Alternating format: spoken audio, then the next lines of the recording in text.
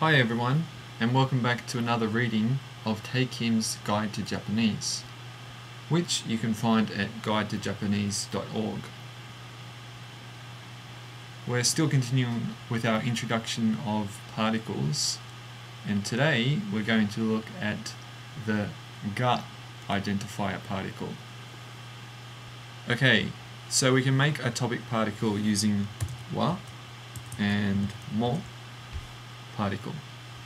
But what if we don't know what the topic is? Say I wanted to ask, who is the student? What I need is some kind of identifier because I don't know who the student is. If I use the topic particle, the question would become, is who the student? And that doesn't make any sense because who is not an actual person. This is where the ga particle comes into play.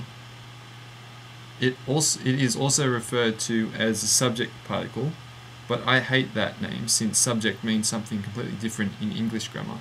Instead, I call it the identifier particle because the particle indicates that the speaker wants to identify something unspecified. So let's take a look at an example.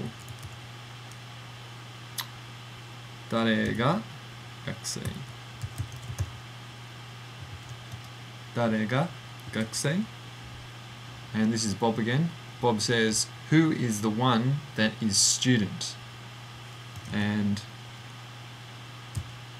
Alice might reply, Johnが学生. John is the one who is student.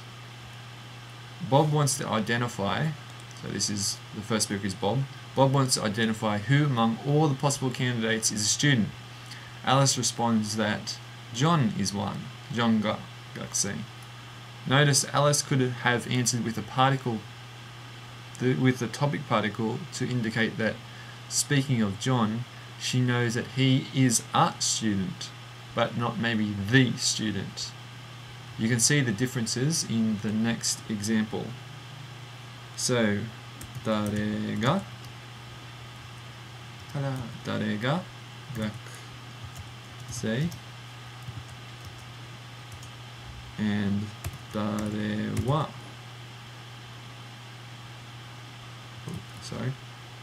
学生は誰?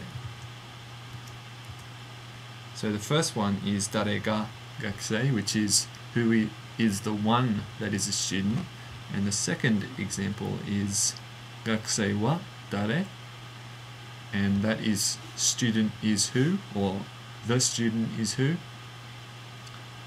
The first sentence seeks to identify a specific person for student, while the second sentence is simply talking about the student. You cannot replace ga with wa in the first sentence because who would become the topic and the question would become, is who a student? The topic particles ha and ga may seem very similar only because it is impossible to translate them directly into English. So remember, this is ha and this is ga. For example, the two sentences below have the same English translation.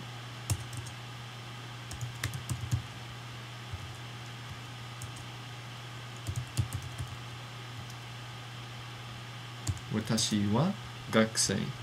I am student. Or simply I student. And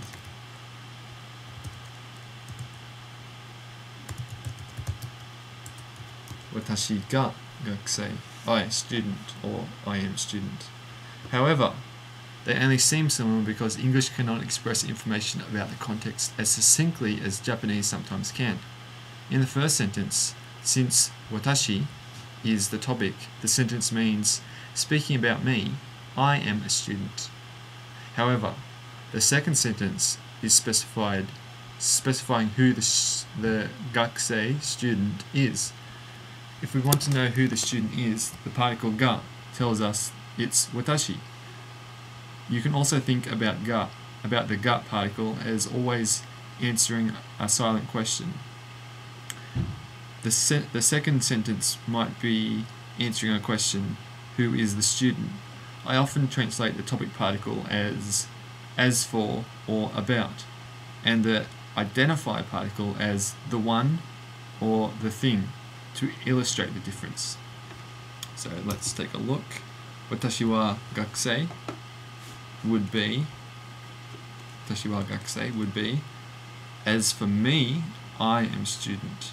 And watashi ga gakusei would be, I am the one that is student.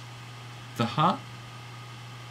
wa and gut particles are actually quite different if you think about it in the right way.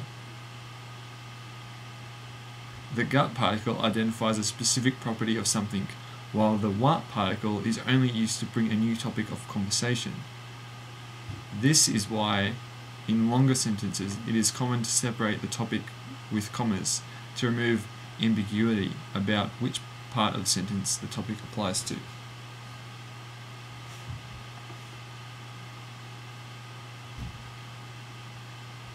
Okay, and I'm going to leave it there for today. I hope you enjoyed this, and I will see you next time.